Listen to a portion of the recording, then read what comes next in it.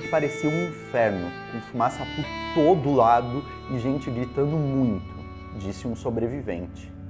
Os corpos começaram a cair como moscas, relatou um bombeiro. O que aumentava o pavor era ver os corpos queimados e as pessoas se desesperando, falou outra vítima. 1º de fevereiro de 1974, por volta de 8h30 da manhã, no edifício Joelma, onde funcionava o Banco Gaúcho Crefsul, cerca de 750 funcionários já trabalhavam. No 12º andar, alguns operários instalam um aparelho de ar-condicionado. De repente, o curto-circuito, a fagulha, as chamas que atingem as cortinas novas. O fogo avança rápido e logo o centro da cidade de São Paulo parou. E conforme o fogo se alastrava, as chamas chegavam a novos andares e as notícias sobre um incêndio no Joelma chegavam até as pessoas, essas ruas se enchiam de milhares de espectadores. Eu cheguei à Câmara Municipal muito cedo, como era do meu costume. Aí quando eu cheguei, eu vi todo aquele tumulto, provavelmente em torno de umas 8 horas, ou 8 e pouco, 9 horas, vi todo aquele tumulto, todo mundo na rua, gritando. Assim que eu cheguei, quer dizer, eu falei assim, o que aconteceu? Em pânico, as pessoas que estavam dentro do prédio se dividiam entre aquelas que corriam para os banheiros, se aproximavam e se dependuravam nas janelas, ou as que subiam para o terraço, com a memória do resgate do incêndio no edifício Andraus, 2 anos antes, que contou com helicópteros. E aí eu vi as cenas mais dramáticas que eu pude assistir, que é um negócio que eu confesso a você até que me abalou, digamos assim, emocionalmente durante muito tempo. Foi difícil você olhar toda aquela imagem daquelas pessoas no terraço. Então as pessoas pulavam a janela, que era aquele tipo basculante, e ficavam lá fora, segurando naquele trabalhadinho. Só que o fogo se alastrava de tal maneira que a gente percebia o fogo, a labareda vindo pela janela e evidentemente, as pessoas que estavam ali estavam sendo... Nossa, eles não aguentavam o calor, etc. E a gente percebia o desespero dele até o ponto de que eles fechavam os olhos e se atiravam, né? No topo do Palácio Anchieta, onde fica a Câmara Municipal, funcionou um pronto-socorro emergencial que foi crucial para o resgate das vítimas do incêndio do Joelma, que está bem atrás de mim.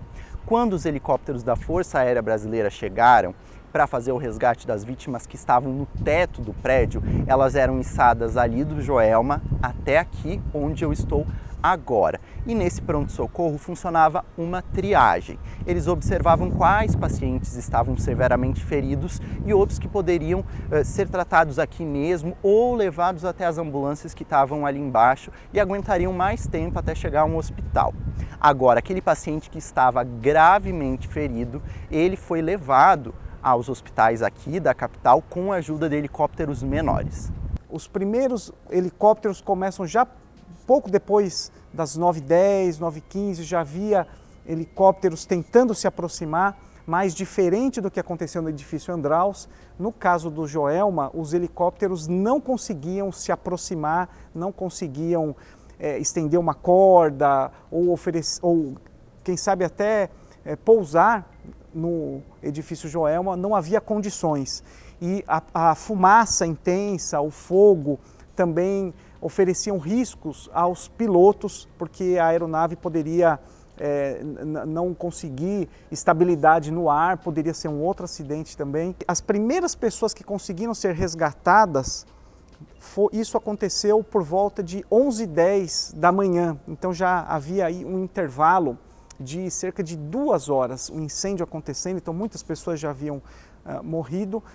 Mais de 80 pessoas foram resgatadas no terraço, outras centenas pelo trabalho dos bombeiros, que bravamente encararam o incêndio com a ajuda de escadas Magiros, que não alcançavam os andares mais altos, em um prédio de 25 pisos e 94 metros.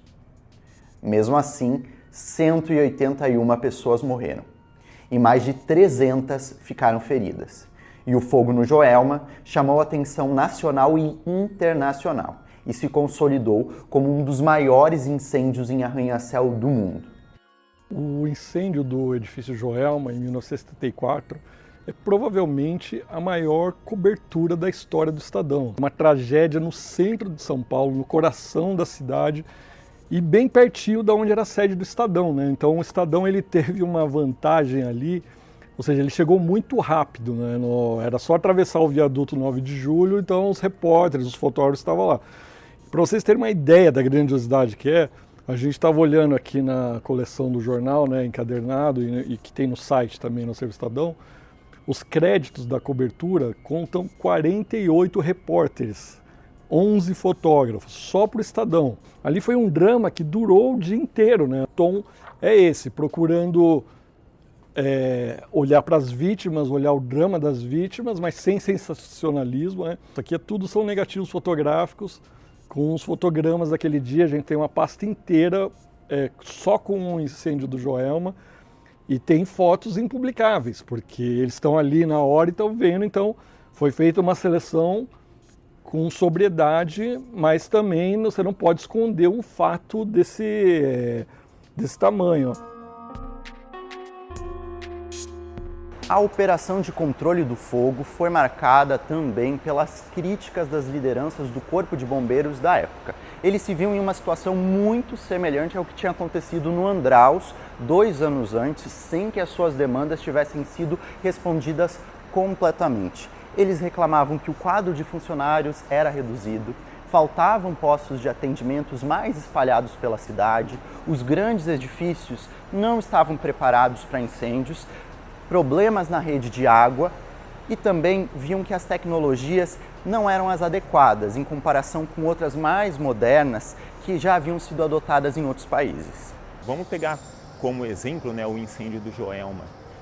Nós não tínhamos escadas de segurança, né? Então é por isso que as pessoas elas não tinham por onde descer, né? Como descer e sair em segurança lá. Hoje nós temos. A tarefa de combater o incêndio se tornou ainda mais difícil porque os hidrantes do prédio não funcionavam. E as mangueiras dos carros dos bombeiros não tinham pressão suficiente para alcançar todos os andares. Foi um desafio muito grande para a capacidade, então, né, do Corpo de Bombeiros, mas também de todas as instituições públicas que nos auxiliaram na época nesse combate. A cidade de São Paulo crescia, e crescia de forma acelerada. Cada novo dia, uma nova edificação. Mas o Código de Obras da cidade pouco ou nada falava sobre prevenção de incêndios. Essa história vai mudar depois do que aconteceu no Joelma e vai trazer para a Câmara esse assunto com mais força. Uma das coisas que chama atenção, né, o próprio contexto político que o Brasil vivia, porque era o período do presidente Garrastazu Médici e era a época em que se falava sobre progresso, sobre o crescimento da cidade, das cidades, o crescimento industrial do Brasil, sobre grandes obras. Era o lema de um Brasil que caminha para frente, para o progresso. E nessa época já havia, no começo dos anos 70, discussões em São Paulo sobre os problemas do crescimento acelerado da cidade. Então, o incêndio do Joelma, ele também foi uma forma de se refletir sobre as dificuldades do crescimento acelerado das grandes metrópoles. O incêndio no edifício Andraus, também na região central da cidade, em 24 de fevereiro de 1972, já indicava que as regras precisavam ser revisitadas. A prefeitura prometeu enviar a revisão do Código de Obras para deliberação da Câmara, mas ficou só na promessa. Até que chegamos em 1974, quando houve a tragédia do Joelma. E logo em seguida, no próprio dia, no mesmo dia do incêndio, à noite, o novo prefeito, o prefeito Colassuomo, ele reuniu-se com técnicos, com o comando do Corpo de Bombeiros e começaram então a redigir um documento que saiu 7 dias depois, que foi um decreto falando sobre prevenção a incêndios. Mesmo assim, o Código de Obras precisaria ser reformulado. E aí, esse documento que vinha sendo debatido já há alguns anos, trouxeram esse documento novamente, foi apresentado finalmente à Câmara, onde houve muitas discussões. Para termos uma ideia, logo após o incêndio também houve uma comissão de estudos aqui na Câmara Municipal, houve uma semana de estudos com técnicos para discutir o que deveria entrar nesse novo Código de Obras, e esse documento foi intensamente debatido, se tornou um projeto de lei, que se tornou uma lei municipal em 1975, sendo este documento o novo Código de Obras. E esse novo Código de Obras finalmente incorporava muitas medidas de prevenção a incêndio, de fiscalização às edificações. Foi feita uma legislação rapidamente, determinando que a partir daquela época lá, nenhum prédio seria aprovado sem esses recursos de escadas de emergência, e aqueles que já estivessem construídos e não tivessem esse tipo de recurso, teriam que encontrar um meio ou de construir externamente, né, como isso aconteceu, ou estando, digamos, até juntos com outro edifício, fazerem pontes de conexões se o outro edifício tivesse esse tipo de recurso. Gradativamente, os bombeiros também conseguiam expandir os postos de trabalho e o efetivo de funcionários. Enquanto isso, tocavam estudos e se especializavam neste tema pouco falado na época, a prevenção. A partir daí, iniciaram-se os estudos e 10 anos após, em 1983, o Corpo de Bombeiros ele emitiu a primeira legislação, que foi de 1983, foi o decreto 20.811. Esse decreto ele trouxe uma inovação no conhecimento significativo para a segurança contra incêndio. Nós decidimos estudar a importância da estrutura da edificação para que ela pudesse suportar um incêndio e poder proteger as pessoas mesmo durante o incêndio. Foi a partir daí que em 83 surgiram os conceitos de saída de emergência, e das escadas de segurança contra incêndio.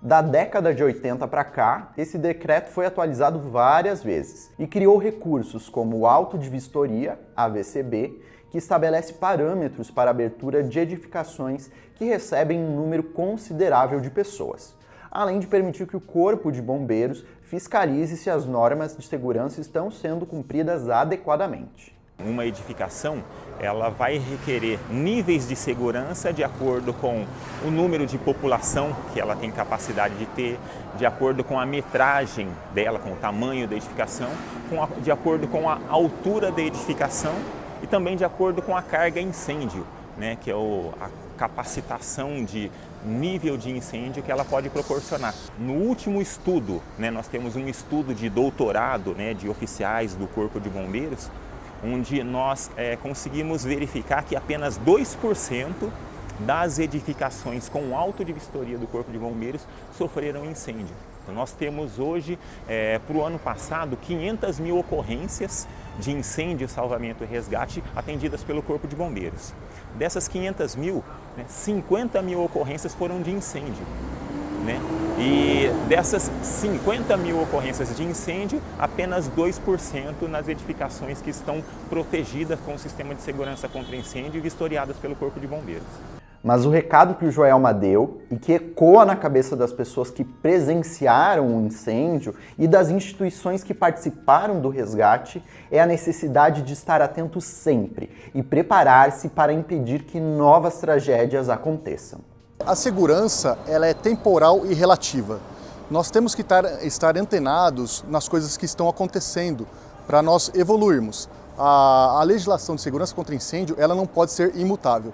Nós temos tecnologias acontecendo, métodos construtivos novos acontecendo, então nós temos que verificar os riscos que isso importam para a gente modificar essa legislação e adaptar àquela nova situação. Nós estamos vivendo uma época em que digamos assim, o caos, todos os dramas, digamos assim, que possam ocorrer dentro de uma cidade, começam a mudar também de perfil, Então você veja bem, os incêndios hoje não são as causas, Elas são quase que consequências, por exemplo, de uma enchente, consequências de uma mudança climática, de ventos, de ventanias, de tufões. A cidade tem que ser resiliente, Tchau.